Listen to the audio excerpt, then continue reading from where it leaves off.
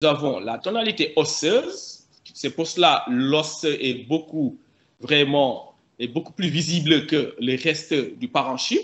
Ensuite, nous avons les muscles paravertébraux qui sont là, moins opaques, moins denses que l'os. Ensuite, entre les muscles, nous avons un liseré. Le liseré là, il est très important. C'est un liseré graisseux qui borde le bord externe du muscle psoas. Donc, en cas de pathologie, si on a un effacement de la graisse, donc on ne parviendra plus à identifier le bord externe de ce psoas. Et là, on peut penser à une infiltration de la graisse. Et ici, au sein de ces tissus, nous avons une petite formation qui est opaque, de tonalité calcique, ovalaire, siégeant sur l'aire de projection de l'urtère qui est probablement en rapport avec une lichase. Donc, ici, là, au niveau du coin, au-dessus de l'épine hilaire supérieure, nous avons une tonalité qui est une hyperclarté qui correspondrait probablement à un tube digestif, parce que dans le tube digestif, surtout le côlon, nous avons de l'air. Donc, la présence d'air va se présenter sous forme d'une hyperclarté. Et la sémiologie échographique, c'est la sémiologie qui est vaste, donc, et que l'aspect en échographie est directement corrélé au degré de réflexion des différentes structures traversées par les ondes ultrasonores. Donc, la sémiologie radiologie échographique va renseigner sur l'échogénicité des tissus, que le tissu soit liquide ou solide, et que l'échogénicité doit être toujours comparée par rapport à un environnement. C'est-à-dire qu'il faut qu'il y ait un repère pour pouvoir dire s'il s'agit d'une échogénicité qui est moindre, qui est identique et qui est très élevée. C'est-à-dire iso, si on a la même échogénicité, hypo, lorsque l'échogénicité est faible comparée à l'élément ou bien à l'environnement repère, et où quand la lésion a une échogénicité qui est très élevée, on parlera d'hyperéchogénicité. Et que ces échogénicités peuvent être homogènes, peuvent être hétérogènes. Et l'écostructure ou la texture, c'est-à-dire en pathologie tumorale, ça correspond à la matrice, c'est-à-dire le contenu de la structure traversée par l'ultrason. Ainsi, on aura soit un aspect qui peut être fin, ou bien grossière ou hétérogène. Donc, l'échogénicité en échographie, c'est la capacité de l'interface à générer un ou plusieurs échos, ou la capacité d'une lésion qui ne génère aucun écho.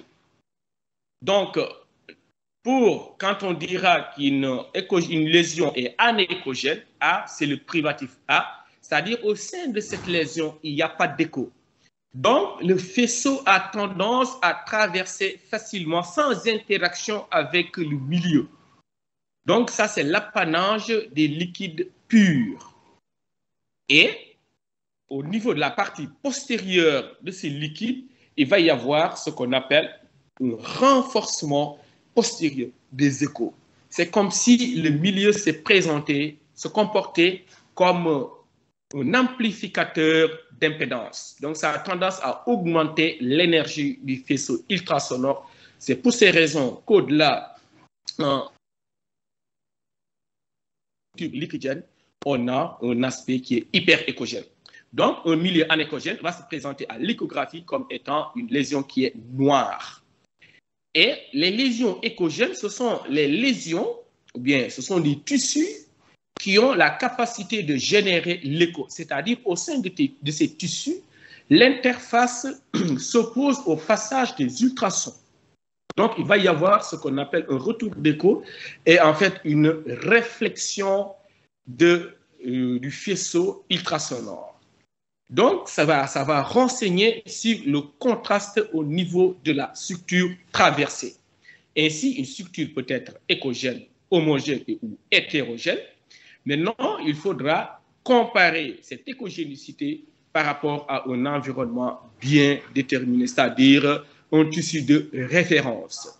Donc, on aura une lésion qui peut être écogène, hypoécogène, c'est-à-dire le niveau de gris est trop bas. Donc, soit on a un aspect qui est hyperécogène, c'est-à-dire une valeur de gris qui est très élevée, blanc, et isoécogène, c'est-à-dire avec l'élément de référence, la lésion a un aspect qui est identique. Donc, il est important aussi, devant une lésion, d'apprécier le comportement des ultrasons après la traversée de la structure concernée. Ainsi, on aura soit un renforcement, c'est l'apanage des structures qui contiennent de l'eau, c'est-à-dire des liquides, et dans ces genres de structures, on a un renforcement postérieur des échos.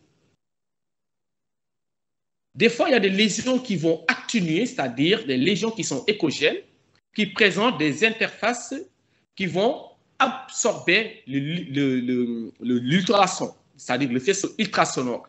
Donc, il va y avoir une diminution, voire même une opposition au passage de l'ultrason après la lésion, c'est-à-dire en arrière de la lésion, on ne voit plus les ultrasons. Donc, c'est l'apanage de structures solides telles que le calcium et ou les corps étrangers. En arrière de cette lésion aussi, il est important aussi de l'apprécier, l'écostructure ou bien l'aspect peut être identique, c'est-à-dire la lésion ne génère pas de cône en arrière. Donc, l'absorption du faisceau est identique en arrière et au sein de la lésion. Donc, il ne va pas y avoir une modification en arrière de cette lésion. Il n'y aura pas de modification de contraste postérieur. Le plus souvent, ce sont les lésions tissulaires qui ont ce comportement, qui sont dépourvues de calcium et ou de liquide. Mais par contre, si on peut avoir une lésion tissulaire, mais en fonction de la nature de la lésion, on peut avoir un renforcement et ou une atténuation du faisceau en postérieur. On le verra tout à l'heure. Ainsi, donc l'écostructure des différents tissus, on va commencer d'abord par l'écostructure de l'eau. L'eau se laisse traverser facilement par les ultrasons parce qu'à l'intérieur des molécules de l'eau, il n'y a pas d'interface qui s'opposerait au passage des ultrasons. Donc, on va avoir un renforcement des échos postérieurs. Pour les lésions solides, c'est-à-dire parenchymateuses, donc ces lésions, des fois, ont une interface entre l'ultrason et il existe une interface entre l'ultrason et la lésion. Donc, en fonction de l'impédance de cette lésion, on va voir un aspect différent. Si